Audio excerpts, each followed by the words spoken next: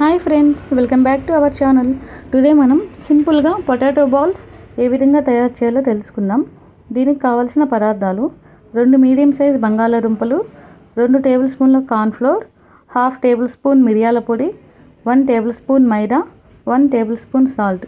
ముందుగా మనం తీసుకున్న బంగాళాదుంపల్ని ముక్కలుగా కట్ చేసుకొని ప్రెషర్ కుక్కర్లో వేసుకొని 2 విజిల్ వచ్చేంత వరకు బాగా ఉడికించుకొని పక్కన పెట్టుకోవాలి. ఆ తర్వాత ముక్కలన్నీ బాగా చల్లారిన తర్వాత వాటిని ఒక గిన్నెలోకి తీసుకొని ఒక స్పూన్ సహాయంతో మెత్తగా మ్యాష్ చేసుకోవాలి. ఈ విధంగా మ్యాష్ చేసుకున్న తర్వాత అందులో 1 టేబుల్ స్పూన్ సాల్ట్ని, అలాగే 1/2 టేబుల్ స్పూన్ మిరియాల పొడిని, 1 టేబుల్ స్పూన్ మైదా పిండి, 2 టేబుల్ స్పూన్ కార్న్ఫ్లోర్ వేసుకొని ఒకసారి గట్టిగా కలుపుకోవాలి. ఆ తర్వాత అందులో 1 టేబుల్ స్పూన్ ఆయిల్ కూడా యాడ్ చేసుకొని మరొకసారి చపాతీ పిండిలాగా గట్టిగా కలుపుకొని ఒక 10 మినిట్స్ పక్కన పెట్టుకోవాలి. 10 మినిట్స్ తర్వాత ఈ చపాతీ పిండిలాగా తయారు చేసుకున్న మిశ్రమాన్ని చిన్న చిన్న బాల్స్గా తీసుకొని ఒక ప్లేట్లో పెట్టుకోవాలి.